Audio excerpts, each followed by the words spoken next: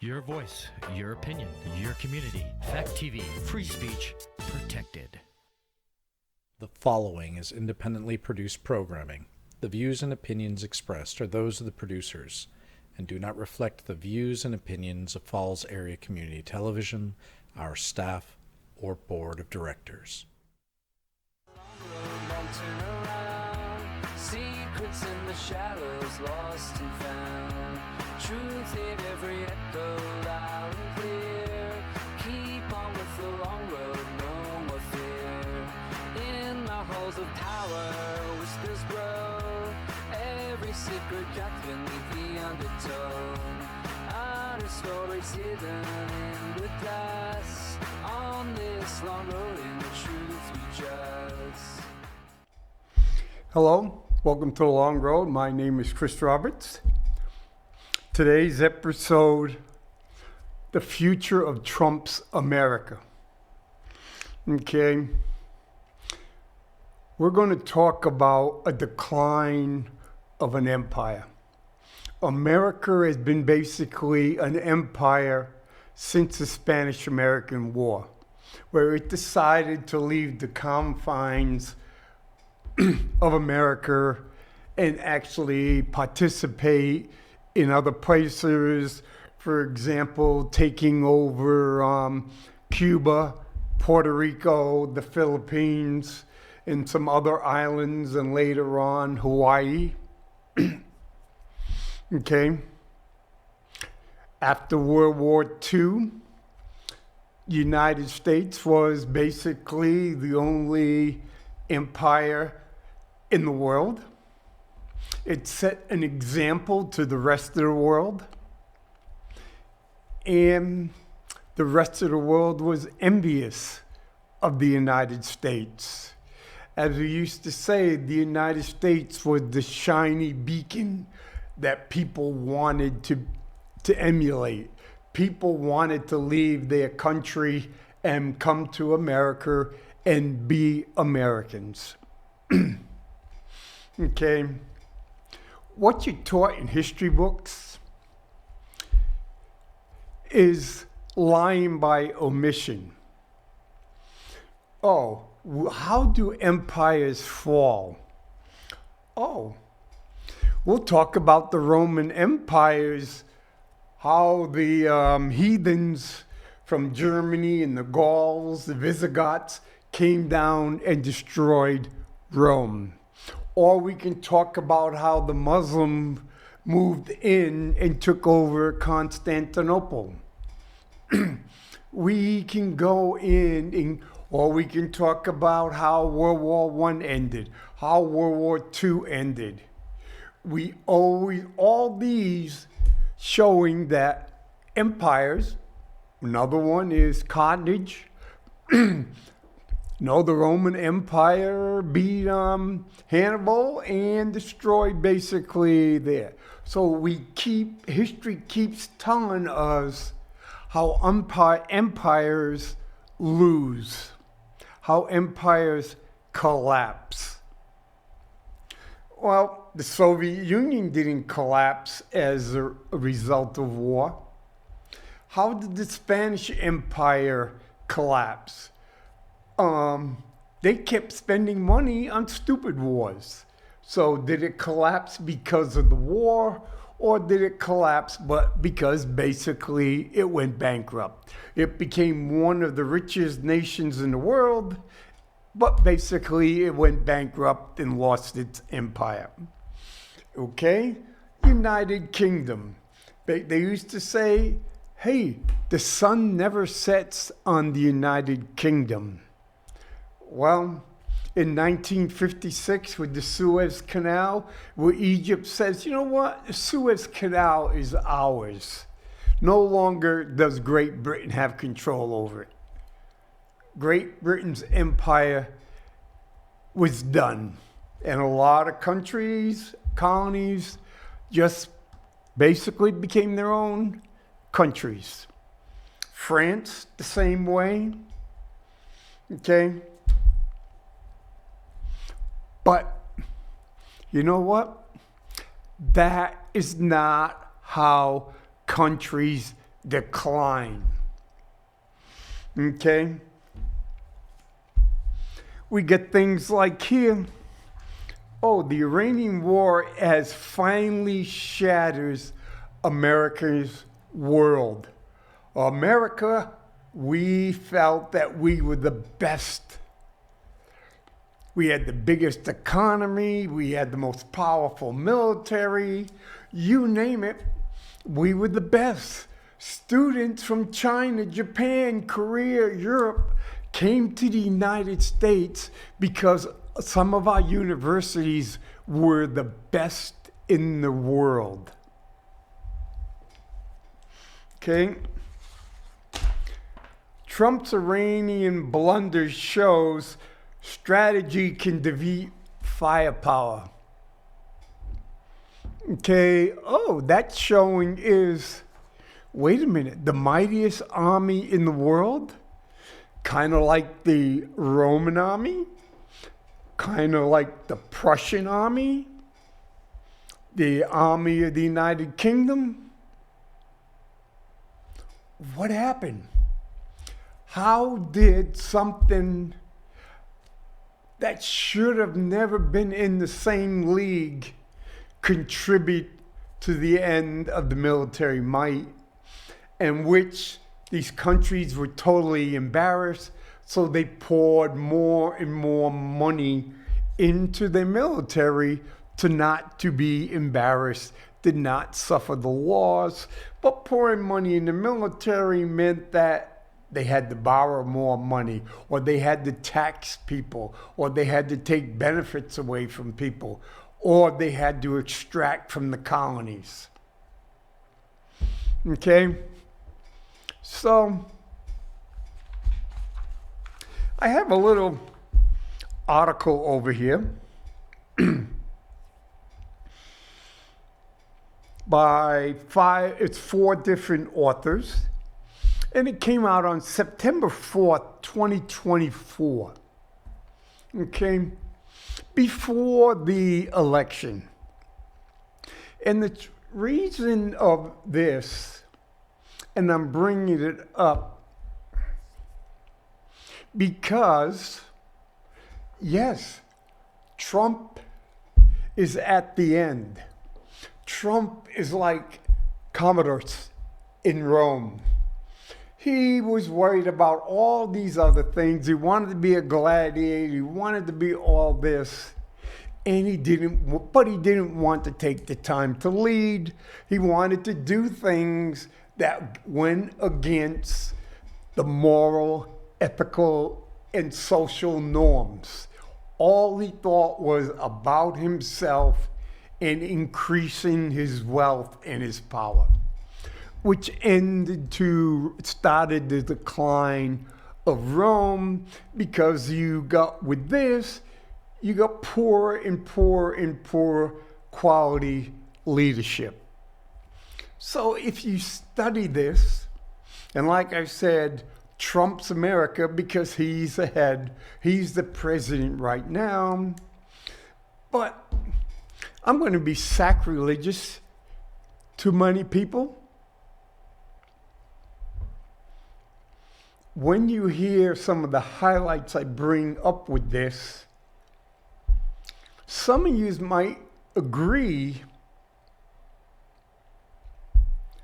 that our decline as the great beacon up on the hill started when Ronald Reagan became president of the United States and stated, we will have a trickle-down economy. We will give all this money, all this tax breaks, change the laws for the real wealthy, and they'll keep spending money, and we'll have a trickle-down economy that would benefit everybody. But holy crap, Ronald Reagan increased the debt 3 times over. And basically, We've been on the spiral since. And we're about a month and a half away of $40 trillion.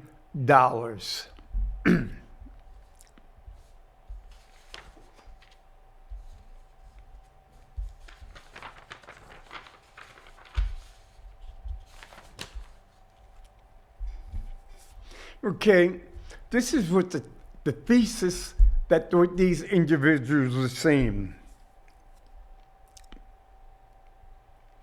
Okay, states organized based on mutual benefit, good governance.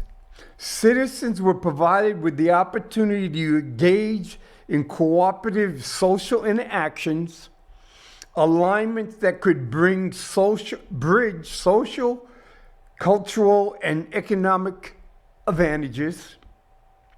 Good governance, for one, that was the fertile ground for commercial growth in the form of a marketplace economy that provided new opportunities, increased living standards for buyers and sellers, irrespective of wealth, patronage, or rural or urban settings. Marketplace economies grew alongside with institutional outcomes, including open recruitment to positions of government authority, which provided entirely new pathways to social mobility for the public, well-organized and livable cities, which were easy to navigate, often enhanced possibilities for commingling, cooperative interaction, and bridge social alignments, weakening the likelihood against antithesis between different groups. Did they ever teach you that in history class? Did they ever teach you that in civics class? When did you last hear a president saying that was his goals for the country? I know you haven't heard it this century, and you haven't read it in a history book in high school or in college. You haven't read it or heard about it, or someone show you a movie about it in civics class. Okay? That's what you need to have a good country empire that's going to set the example for the rest of the world. United States used to have it, but we had this president named Richard Nixon that got a little selfish. He had this individual, Henry Kissinger, that had no problem using the government, CIA, and other ways to overthrow governments that their actions were not beneficial to U.S. corporations. And all of a sudden, a corporation, yes, became totally separate from the country. Where in the past you had corporations, United Steel, Rockefeller, all these, they were kind of brutal with their workers. But the upper level echelon, they were not paid so much more than the people that were making them money. stock markets, yes, the shareholders got their money, the workers got their money, the owners got their money. But you had brutal guys like Henry Ford who paid his workers $5 an hour because he wanted to ensure that his workers could buy the products that they were making. And so here we are, we're on 1973, pretty critical. Look back, we're start going, when we're talking about the people in the United States, we've got over the civil rights and the riots and things like that, like Kent State, people getting killed, Watts, Detroit, Philadelphia. And the American people were starting to do good. But with government help, it changed so the average person no longer was part of the team. Richard Nixon goes, how can I get these people? You know what? We'll come up with a way to have them fight with each other. No cooperation, but fight. You Southern whites against your blacks. Okay, if we're giving blacks equal rights, then that means we're taking care against the whites. Okay? And it just kept going on. Oh, yeah. You know what? We got to make sure the Chicanos and the Mexicans don't get along. Going back and forth. So we ended up doing this. Then later, guys like Karl Rove committed to get his president elected. We're going to go identity politics. We're not going to no longer have Americans. We're going to have white Americans, we're going to have Protestant Americans, we're going to have Catholic Americans, we're going to have Jewish Americans, Black Americans, African American, we're going to have gay, we're going to have lesbians. We're going to break it all out, okay? And then all we have to do is keep 51% happy. Then we got what we want. We have control. We have the presidency. But wait a minute. That doesn't really keep us as Americans. But it doesn't matter because I want basically to be king. So we've determined what we need to be king, and then what you do is how do we benefit basically the dukes, the knights, the lords, the barons. How do I benefit them, enough of them to ensure I stay in power?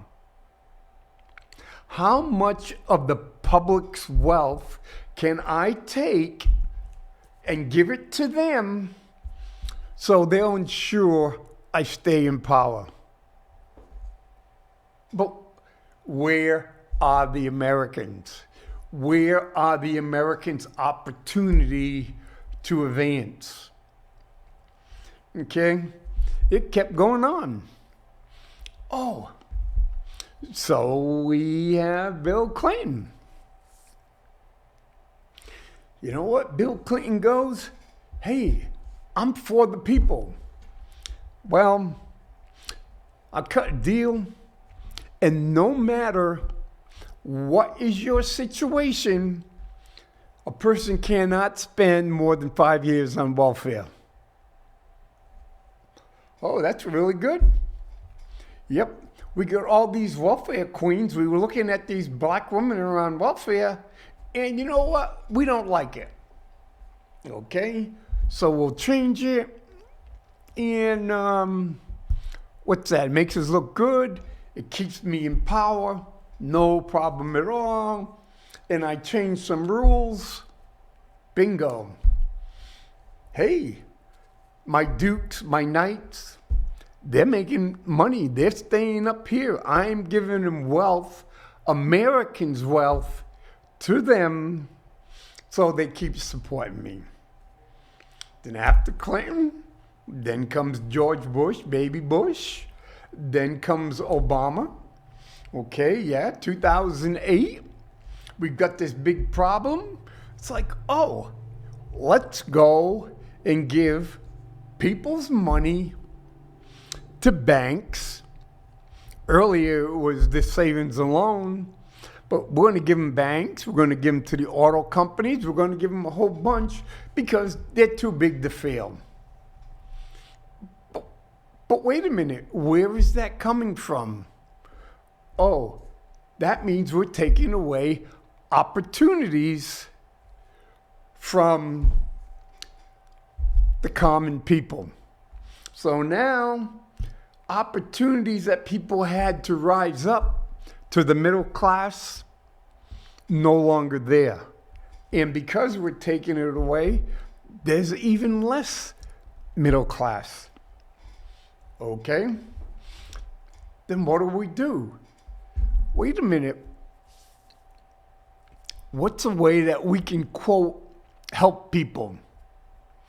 Oh yeah, let's make it nice. So every person that basically wants a house, we'll give them a mortgage. Could be high mortgage, could be low mortgage, no down payment or whatever. Oh, I got a 625 credit score. I can get you a mortgage. Okay. Hey, that was going really well into 2011, 2012, and the housing market collapsed. People were losing their mortgage left and right. Oh, what happens? We got to save the big companies and the banks. So wait a minute, we'll take more wealth and opportunity away from the people down here because we can justify it because they're just on the government's till or whatever, and we'll push it up here. Hey, working really good, huh? Then, COVID-19 comes. Oh, wait a minute. We'll take this and we'll throw trillions and trillions of dollars out. And so, oh, Chris, you're working and you're getting about $650 a week. So I'm working. So, oh, no, you can work at home. So I'm working at home during the pandemic at $650 a week. Oh, look at these other people. The government says, hey, no problem. If you get laid off, not only will we give you unemployment, we will give you an additional $600 a week. So I'm collecting unemployment and I'm collecting $2,400 extra a month. Yes, because we want you to take all that money out and go buy. But where does that money come from? Stealing away opportunity from Americans. So we have the Bush tax cut, we have the Trump 1 tax cut, we have the big beautiful bill. Oh, we're going to take Medicare away because people abuse it. We're going to take food stamps away. All the things that keep a country great and together. But what are we going to do with that money? Okay, not only are we taking it from the bottom, between the Fed printing money, we're making this, we're making that. We're going to take trillions of dollars and bring it on up, and at the same time adding trillions and trillions of dollars to the debt. Okay, so now what does the government do, the leaders do? they find ways, okay, back in the early 2000s, they went and said, hey, we're going to drop the interest rate basically to nothing. So if you have a bank account, you'll get 0.1% on your bank account. So the big companies could buy money, buy back stock, all this other kind of stuff, and it kept on going. The United States kept on printing money, spending money, and go, hey, interest rates is basically nothing. I do not have to worry about it.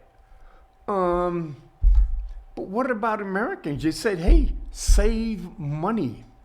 So if you save money, you lose every day to inflation. Okay? You put it in the stock market, well, there's been a couple of nasty drop-offs in the stock market where mom, pop, and the average person really got screwed over. Hey, but the real wealthy, they always seem to know when to pull their money out. Hey, so what's happening now? Well, crypto coin was like $115,000. People bought into it, and all of a sudden, the real wealthy people, time to sell. They sell. Crypto falls down to $65,000.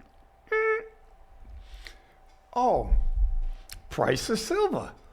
Silver went from $32 all the way up to about $115, maybe a little higher. And so you got people calling company, oh yeah, keep buying. It's going up, going up, going up. And then all of a sudden, make people go, I'm going to take my profits and leave. And then silver falls down to, I think it's about 65, but it'll get down to like 55. Oh, what about mom and pop who bought silver for their 401 because they were told it was a good investment? And now that investment is only $60 because you lost 40%. But the big company that was recommending it to you, that's all right. They got their cut. So you sold it, you bought it at 100. It's only 60. They got $40, so they can buy extra silver. So hey, if you put 2 ounces of silver at $100 each, that's $200. They only have to keep 120 there for you, and they can go out and buy another silver coin, and that's all their profit. And so the pattern that goes from Ronald Reagan right up to Donald Trump was increasing the wealth for the barons and the duchess and the dukes. At the same time, taking opportunity away from the common person.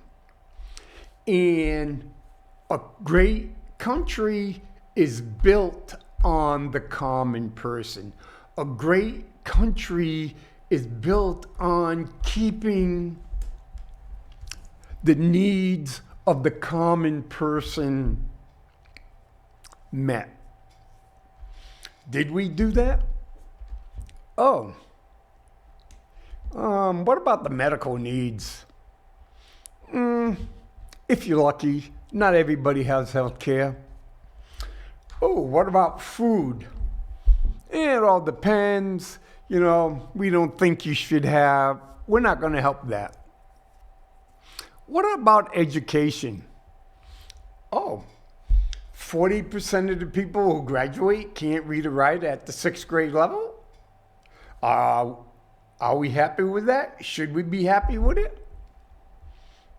Go, who cares? Because my son graduated above that. So what happened is we have created all these silos. And every silo as says the first thing that is important is my self-interest, my self-benefit. I don't care if it's police, firemen, teachers,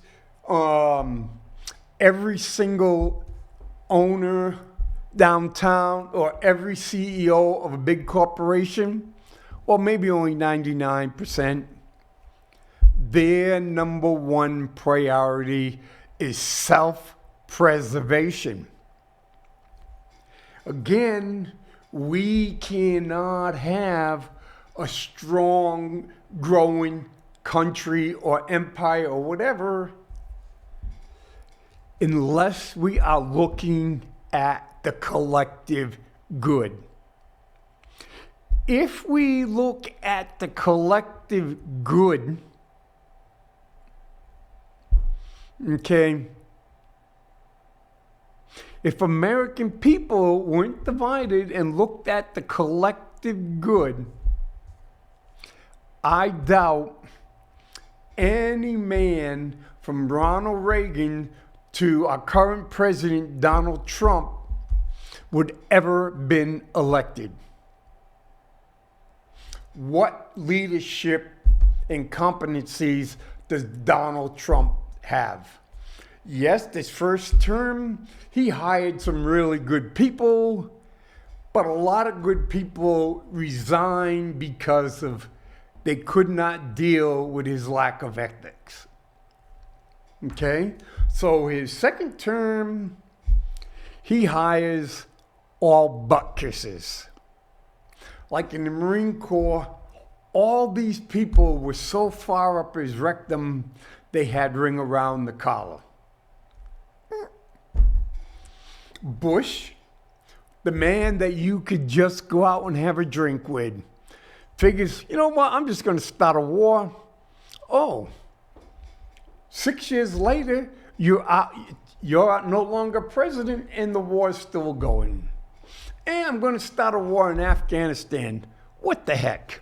You know, maybe we put 120,000 troops in Afghanistan. Maybe we'll put 120,000 troops in Iraq, some in Kuwait, Saudi. Oh, and we're going to add a tax cut, a tax increase because we're at war? No. We're going to do a major tax reduction. If it wasn't for the senator of Vermont, a Republican doing profile and coverage said no, we would have had much worse. Probably another $1 trillion. Okay? Joe Biden comes. Okay? Yeah, let's spend. If it wasn't from the Senator Joe Manchin from West Virginia saying no, we might have spent another $1.5 trillion. So you have an individual from Vermont and an individual from West Virginia voted against their party for the benefit of the United States. So when we have cooperation between the citizens, you get someone like Joe Manchin. You get someone like Jeffries of Vermont. But no, we have been divided. Okay?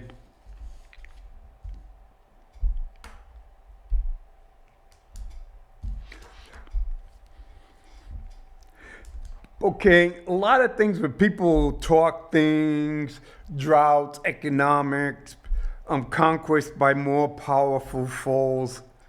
Yeah, that happens. Sometimes a drought caused the downfall of part of the Mayan civilization. That stuff happens.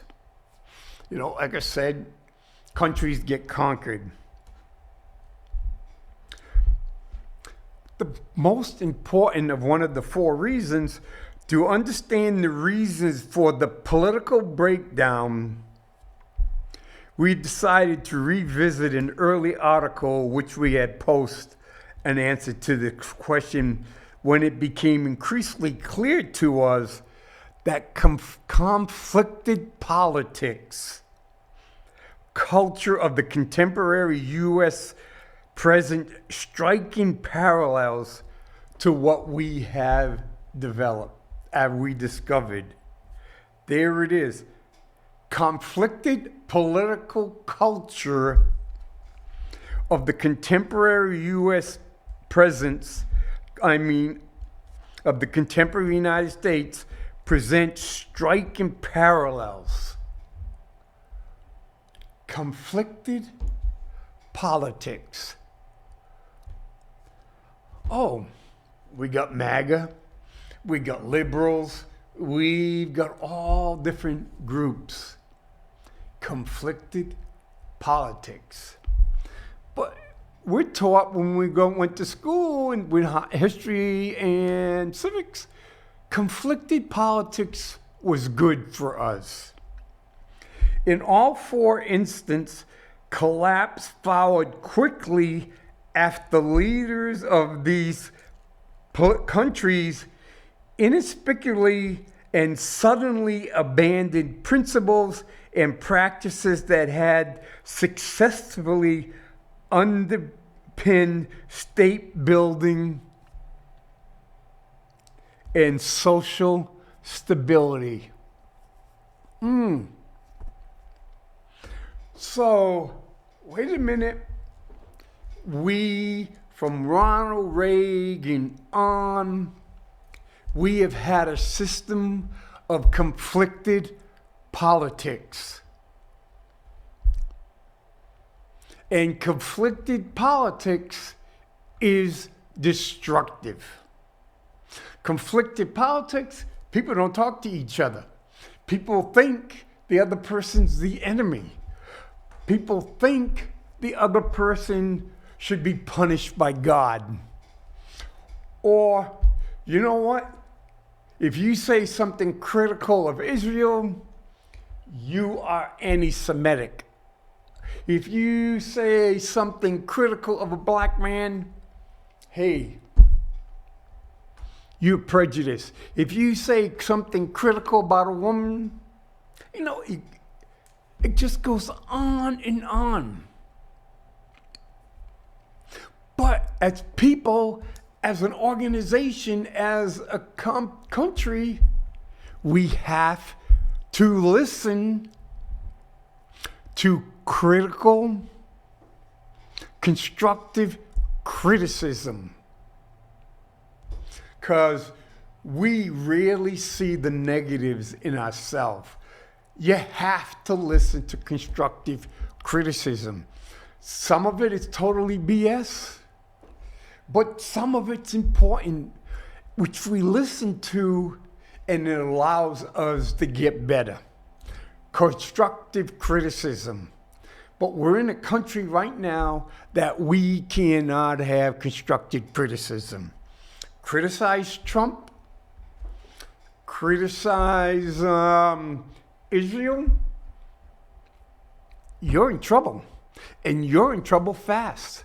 Because if you make a comment like that, and you're on social media, it would only take minutes for them to react and get you posting you.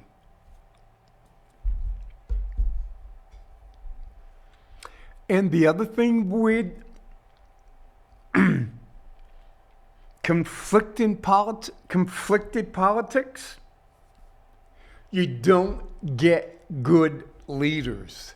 Because when you have conflicting politics, you have to have people that are very good on manipulating the average person, very good in convincing the average person they're not smart enough to make competent decisions. All you have to do is get them to follow me, and I will tell them what decisions to make.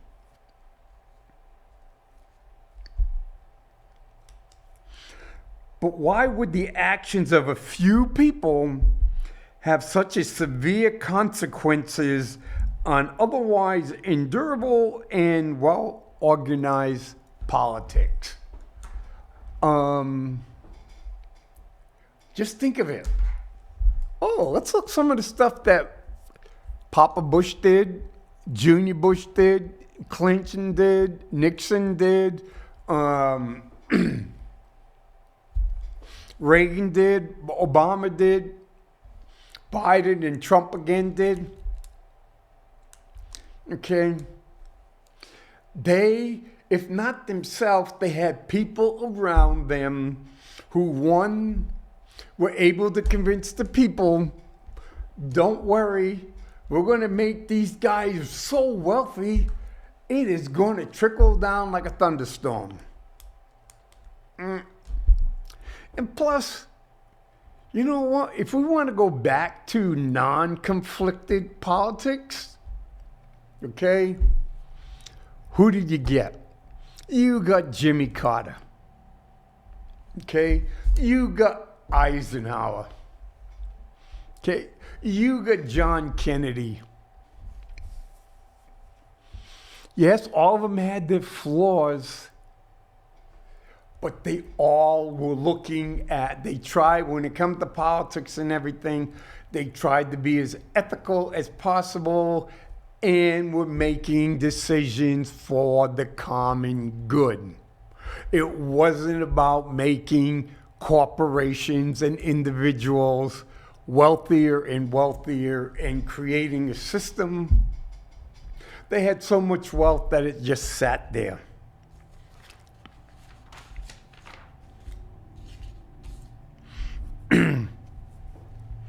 Okay, a key aspect of good government is that it benefits, fosters citizens' confidence and compliance with obligation.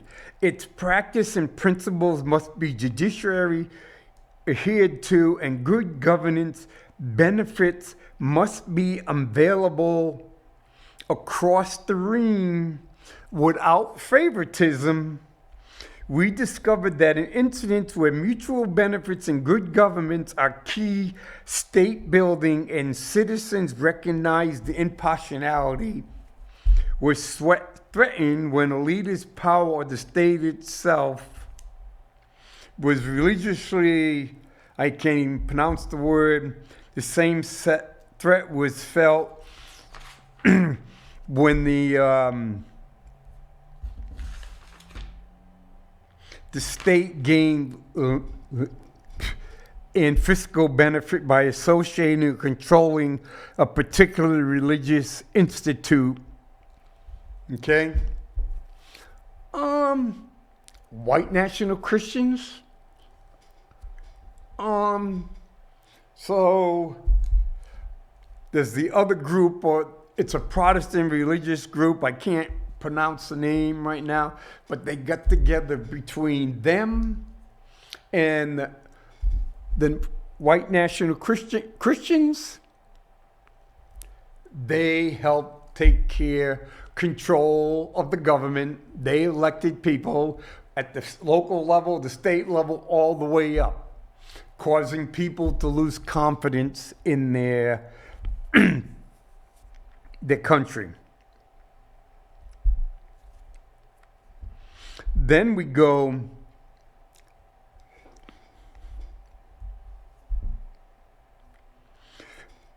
we know that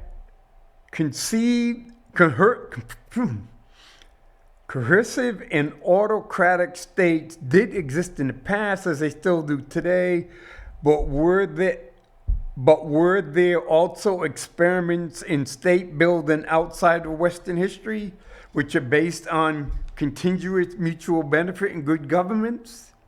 And were they similar to democracy? And the answer is, yielding a surprise answer to this question, as we were able to identify such countries, such civilizations. But the problem was they're not in history books because they don't meet the definition of what we want.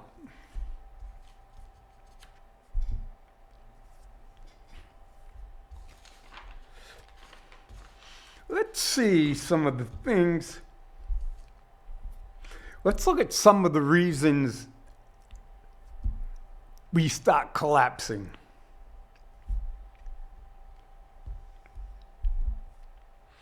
Good benefit, mutual benefit and good governance. The period when a particular set of policies and principles remain stable. On an average, 166 years. Okay. That was basically kind of the end of World War II. Okay. We went a little bit longer, and so basically when we look at it, it started in 1973. Autocratic policies, they're about 152.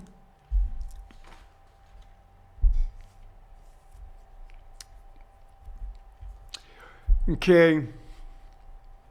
But a lot of times, people do not want to see what they don't want to see.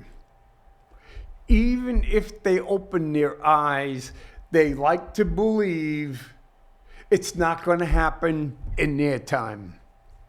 Hey, I'm 72. I'm collecting Social Security. I can go and say, hey, who cares what happens to Social Security? Who cares what happens in 2032 or even 2030? So I take a cut. Big deal. Well, sure sucks to be 65. Sure sucks worse even to be 60 or 55. Hey, but I got mine. Okay. When he gave,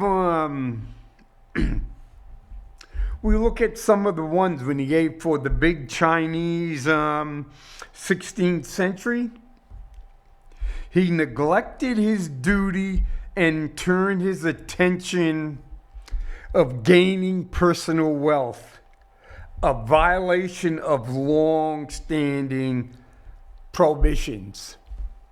I think Mr. Trump has been doing that. And remember, this was written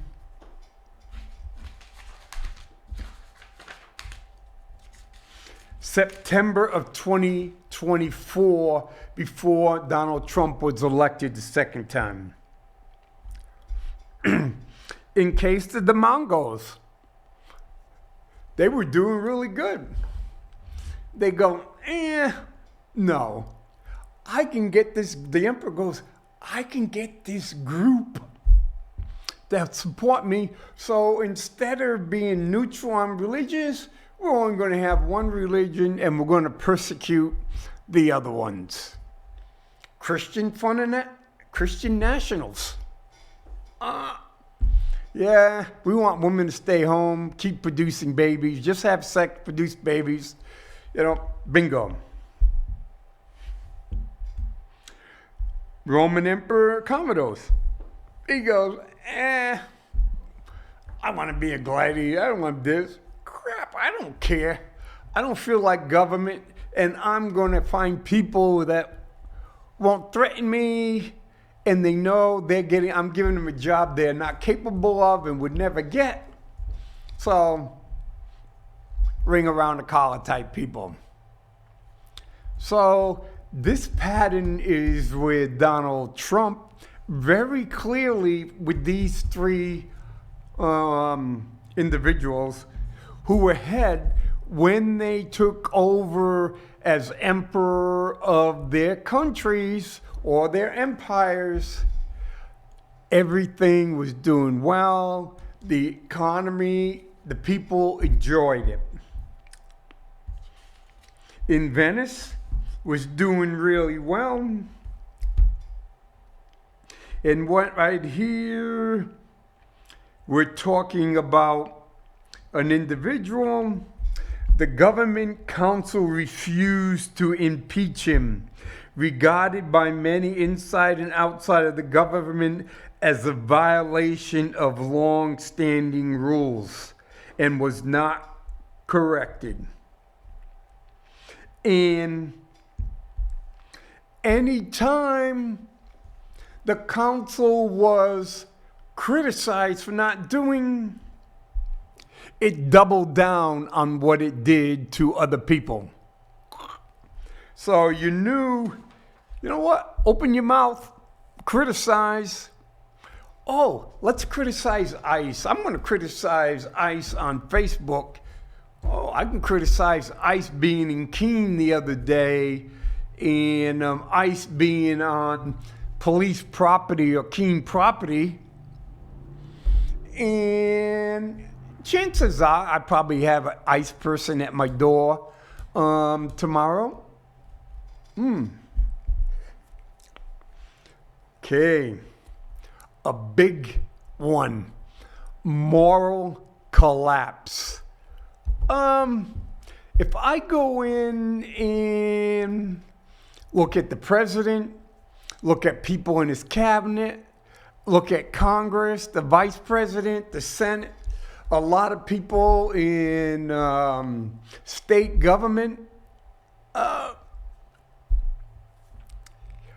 would believe with a high degree of confidence that the dividing line between moral and immoral people is probably close to that 50-50 range. And I don't know, depending where you are, that some are all, depending on organizations, some organizations are over the 50 mark and other ones are under. And when I talk organizations and government, but I'm also talking about corporations. Oh, take Taylor's lettuce. Why is Taylor's lettuce still being shipped out across the country? Because Taylor likes to make money. And who cares if people have Hershey squirts? Hey, so what? If you die, what's the big deal? Even if I have to pay, my insurance company has to pay. I've already figured out and calculated. My accountant says, hey, it's well worth these people getting sick based on the profit we make. Oh, Target. Yes. We like diversity, inclusion, and equity. We've been doing it for a long time. Every Black History Month, we have a small section where small Black entrepreneurs put stuff up and we sell. Oh, Donald Trump comes in president. Okay, that's it. We're out of here. We're not doing it anymore. But you've been doing it for years, and people come to your store. Nope, it may affect my profits. And well, it did. Oh, Columbia University. Well, okay, here's Donald. Here's $400 million. Companies, colleges, universities paid up to an immoral thing because they said, you know what? It is cheaper for us to go along with an immoral act than it is to defend our morality. Doing that means you're immoral. You are committed an immoral act. 400 million? Oh, I guess we'll just raise tuition on people, future students, had nothing in here, but hey, who cares? Okay, some key things that causes people and governments to go down, including the rule of war and peaceful transfer of power, checks and balance on concentrated power, and separation of church and states. For more than 2 centuries, these principles all thought, sometimes imposed, have been largely followed. Now they face serious challenge from the presumptive leadership of the Republican Party and the influence governing bodies, including the Supreme Court. You know, the people on the Supreme Court, a bunch of those judges are making an awful lot of money.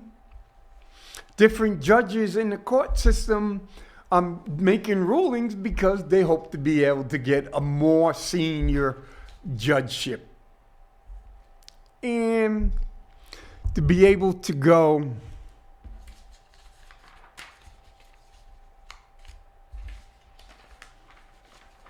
and it comes down again in the last 2 minutes.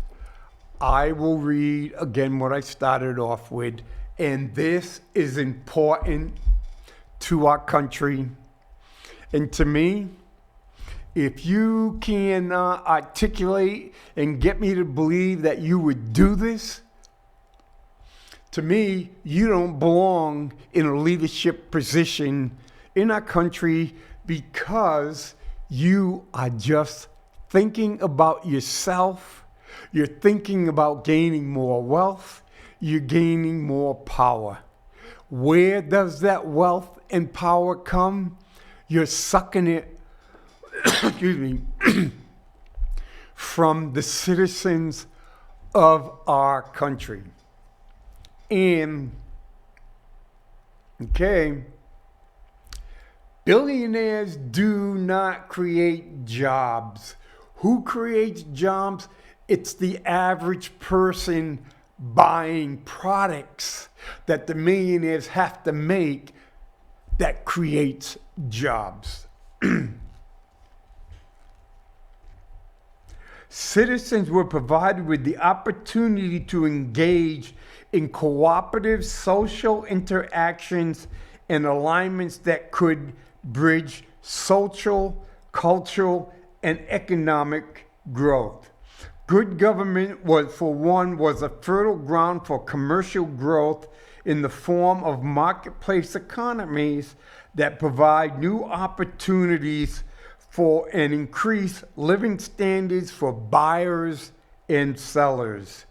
Well-organized and livable cities, easy to navigate, including open recruitment of positions of government authorities, which provide entirely new pathways to social mobility. That's what I grew up on, and that's what I want in the future.